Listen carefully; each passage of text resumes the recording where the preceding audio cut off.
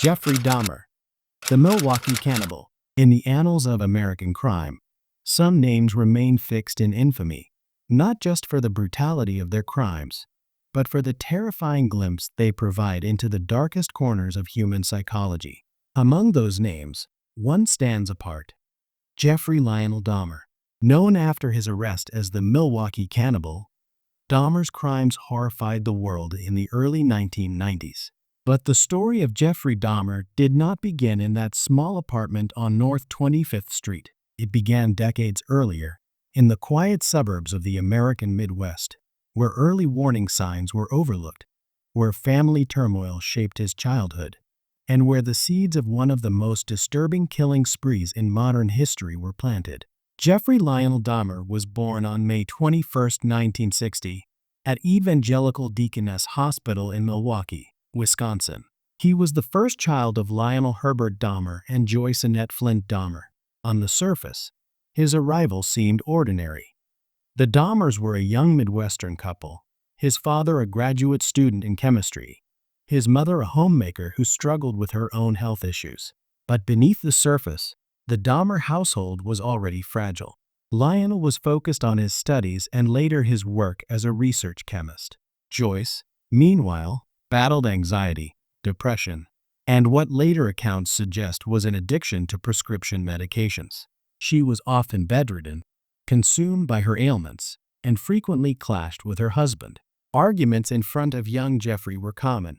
Despite this turbulence, Jeffrey's early years appeared unremarkable to outsiders.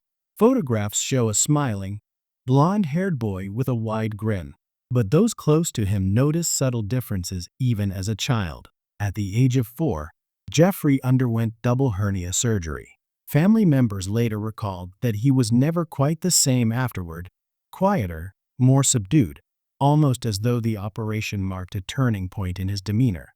As he grew, Jeffrey developed a peculiar interest that set him apart from other children: an obsession with animals, not living ones, but dead ones. He would wander the neighborhood collecting roadkill, squirrels, birds, and even frogs. Instead of burying them, he dissected them, curious about what lay inside. This was not just idle curiosity. Jeffrey carefully preserved bones, bleaching them and arranging them. His father, Lionel, later admitted that he unknowingly encouraged this interest, showing Jeffrey how to preserve bones as part of his scientific background. What Lionel saw as a harmless scientific curiosity, Jeffrey internalized as something darker. By the time Jeffrey entered elementary school, teachers described him as shy and withdrawn. He was not a troublemaker. Instead, he seemed isolated, detached, and increasingly fascinated by things that repelled other children. In middle school, Jeffrey's social isolation deepened. He struggled to make friends, though classmates remembered his odd sense of humor. He began staging pranks that later became known among peers as doing a Dahmer, mocking people with fake seizures or slurred speech. These antics won him a measure of attention but masked the reality of his loneliness. Home life for Jeffrey only grew worse. Joyce's battles with mental illness intensified. She was often medicated, unstable, and consumed by paranoia. Lionel was frequently absent, buried in academic and professional work. The Dahmers' marriage was fraught with tension, arguments, and distance. Jeffrey, meanwhile, slipped through the cracks. By high school, he had begun drinking heavily, sometimes arriving at school intoxicated. Teachers noticed, but intervention was minimal. He was academically capable but lacked focus, showing more interest in alcohol than in schoolwork or future plans. He also began to wrestle with his sexuality.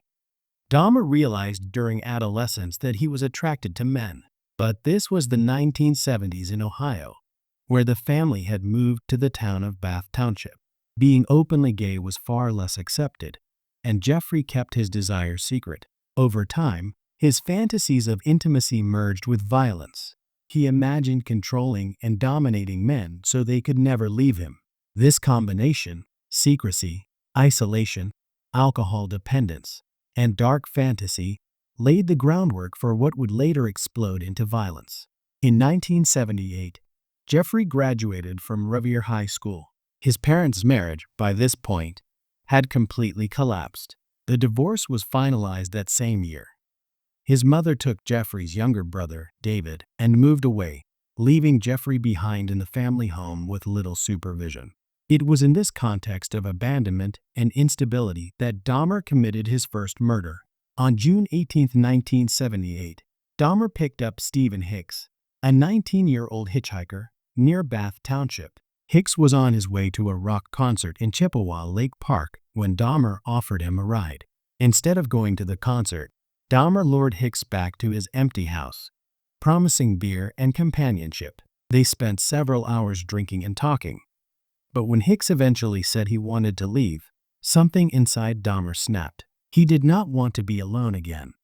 He grabbed a 10-pound dumbbell and struck Hicks from behind, then strangled him to death with the bar of the weight. Afterward, Dahmer dismembered the body, breaking bones with a sledgehammer and scattering the remains in the woods behind his house.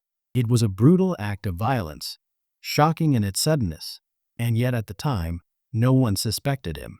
Hicks was reported missing, but the case went cold. For Dahmer, however, this killing was transformative. He had crossed the line from fantasy into reality. After the murder, Dahmer briefly attempted to follow a conventional path. His father enrolled him at Ohio State University, hoping structure would help. But Jeffrey lasted only one semester. He was consumed by alcohol, skipping classes, and failing academically. By late 1978, he dropped out. In December 1978, Lionel, desperate for discipline to straighten his son's life, persuaded him to enlist in the U.S. Army. Dahmer trained as a medical specialist and was stationed in Baumholder, West Germany. Initially, the Army seemed to provide stability, but soon his alcoholism returned. More disturbingly, years later, reports surfaced from fellow soldiers who accused Dahmer of sexually assaulting them during his service. At least 2 men came forward decades later, describing being drugged and raped by Dahmer in Germany. Though these allegations were not prosecuted at the time, they added chilling weight to the pattern of control and sexual violence that defined his later crimes. By 1981, Dahmer's drinking had made him unfit for service. He was honorably discharged, with officials believing his problems were personal rather than disciplinary. After leaving the Army, Dahmer drifted. He briefly returned to Ohio before being sent to live with relatives in West Allis, Wisconsin.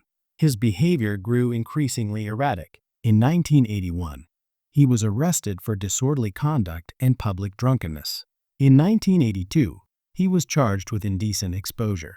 And in 1986, he was arrested again for lewd and lascivious behavior after masturbating in front of 2 boys near the Kinnickinnick River in Milwaukee. He was sentenced to 1 year of probation.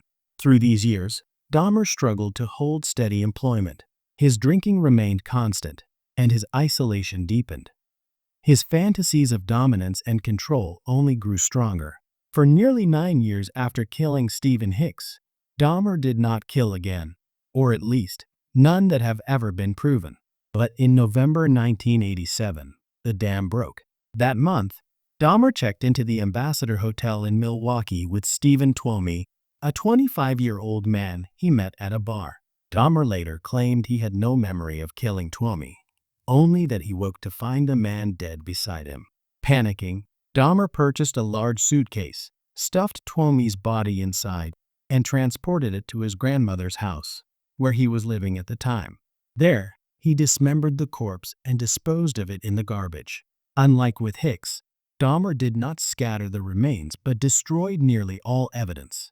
This killing reignited his compulsion, and from this point, Dahmer would kill regularly. From 1987 through 1989, Dahmer killed several more young men while living with his grandmother in West Allis. He would lure victims from gay bars, promising money or companionship. He often drugged them with sleeping pills, then strangled them. Among his victims during this period were James Dockstader, 14, Richard Guerrero, 22, and others. He experimented with preserving skulls and body parts, keeping trophies as a way to hold onto his victims. His grandmother occasionally noticed strange behavior. She complained of foul odors coming from the basement and garage. She found strange boxes Jeffrey refused to let her open. He explained it away as taxidermy or spoiled food. She was troubled but perhaps unwilling to confront the darker possibility. In 1989, Dahmer's hidden life briefly collided with the law in a way that might have stopped him, but didn't. That year, he lured a 13-year-old Laotian boy, Somsak Synthesomphone, to his home and attempted to molest him. He was arrested and charged with second-degree sexual assault and enticing a child. In January 1990, Dahmer was sentenced to 1 year in a work release program, allowing him to leave prison during the day for his job and return at night. He served only 10 months before being released. The court believed rehabilitation was possible. This decision would prove catastrophic. In May 1990, Dahmer moved into apartment 213 of the Oxford Apartments, located at 924 North 25th Street in Milwaukee. It was here that the full scale of his crimes would unfold. Between 1990 and 1991, Dahmer would lure, kill, and dismember at least a dozen more victims. The small one-bedroom apartment became his private laboratory of horror, a place where neighbors noticed foul smells, strange noises, and odd behavior, but where the truth remained hidden behind closed doors. By the late 1980s, Jeffrey Dahmer's killing pattern had escalated into something darker, more compulsive, and more horrifying. After serving a brief prison sentence for sexual assault in 1989 against a 13-year-old boy, Dahmer was released under probation and was supposed to attend mandatory counseling. But his violent urges had only grown during his incarceration. Dahmer moved into the Oxford Apartments in Milwaukee in 1990. Unit 213 became his private killing ground. Neighbors often complained about foul smells, loud noises, and the constant sound of a chainsaw or drill, but their complaints were dismissed as nothing more than poor hygiene or spoiled food. In truth, Dahmer was dismembering his victims inside his small one-bedroom apartment. Between 1990 and 1991, Dahmer murdered at least 12 young men, many of them from marginalized communities, including gay bars and LGBTQ+ spaces in Milwaukee. His pattern became disturbingly predictable. Lure his victims with promises of money, alcohol, or companionship, drug them with sedatives, and once unconscious, strangle them. But what truly set Dahmer apart from other serial killers was his obsession with control. He attempted to create what he later described as living zombies, drilling holes into skulls and injecting acid or boiling water in grotesque experiments. None of his victims survived. There were moments when Dahmer could have been caught earlier. One of the most infamous failures came in May 1991, when 14-year-old Konorak Synthesomphone escaped from Dahmer's apartment, drugged and bleeding. Neighbors called police when they saw the terrified boy in the street. But when officers arrived, Dahmer calmly explained that Konorak was his 19-year-old boyfriend and that they had simply had a quarrel. Despite the protests of bystanders, police returned the boy to Dahmer's custody. Within hours, Konorak was dead. This failure would later spark outrage nationwide and highlight systemic prejudices against both the LGBTQ+ community and immigrants of color. On July 22, 1991, Dahmer's reign of terror finally ended. Tracy Edwards, a 32-year-old man, narrowly escaped Dahmer's apartment after being threatened with a knife. Running through the streets with one hand still in a handcuff, Edwards flagged down police. Officers followed him back to Dahmer's apartment, where they discovered something out of a nightmare. Photographs of dismembered bodies, severed heads in the refrigerator, and human remains stored in containers. The discovery stunned even veteran detectives. Milwaukee police immediately arrested Dahmer, who offered little resistance. In custody, Dahmer shocked investigators with his openness. He confessed in chilling detail to the murders of 17 young men and boys between 1978 and 1991. He described his rituals of necrophilia, cannibalism, and attempts to preserve body parts as trophies. His lack of emotion during these confessions disturbed even hardened law enforcement officers. It was clear that Dahmer was not only a killer, but someone consumed by compulsions few could comprehend. Jeffrey Dahmer's trial began in January 1992 in Milwaukee. Unlike other high-profile killers, Dahmer pleaded guilty to the murders but argued insanity. His defense claimed that his uncontrollable urges made him legally insane. The prosecution countered that Dahmer knew exactly what he was doing, pointing to his elaborate methods of hiding evidence, cleaning crime scenes, and deceiving police. After 2 weeks of testimony, the jury deliberated for only 5 hours before rejecting the insanity plea. Dahmer was found guilty on 15 counts of murder and sentenced to 15 consecutive life terms. Over 900 years in prison, Dahmer was sent to the Columbia Correctional Institution in Portage, Wisconsin. Initially, he was kept in protective isolation due to fears other inmates might attack him. Eventually, he was moved into the general population. There, Dahmer reportedly expressed remorse for his crimes. He began reading the Bible, attending church services, and even requested baptism. Some believed his repentance was genuine, while others dismissed it as another act of manipulation. But Dahmer's notoriety made him a target.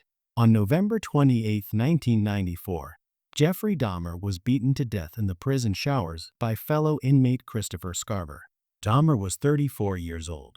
Scarver later explained that he was disgusted by Dahmer's crimes and his habit of taunting inmates by shaping prison food into body parts and covering it in ketchup to mimic blood. Whether Scarver's actions were spontaneous or premeditated, many saw it as a grim form of justice delivered behind bars. The crimes of Jeffrey Dahmer left scars not only on the families of his victims, but also on the city of Milwaukee. The case exposed failures in law enforcement, particularly in their handling of Connorak synthesophone's escape. It also forced conversations about race, sexuality, and how vulnerable communities are often overlooked or dismissed by authorities. Dahmer's apartment building, Oxford Apartments, was eventually torn down in 1992, a symbolic attempt to erase the horrors of what happened there. But the memory lingers. Books, documentaries, and dramatizations continue to examine Dahmer's crimes, trying to understand how an outwardly quiet man could commit such monstrous acts. Jeffrey Dahmer's story is one of cruelty, manipulation, and missed opportunities. It shows how predators can hide behind normalcy, how systemic biases can cost lives, and how evil can thrive in silence until it is finally exposed. If you found this deep dive into Jeffrey Dahmer, the Milwaukee Cannibal compelling, make sure to subscribe to the channel, like this video, and turn on the notification bell so you never miss another true crime story. Your support helps us continue to bring you accurate, authentic, and in-depth cases from around the world. And that concludes our in-depth look at Jeffrey Dahmer.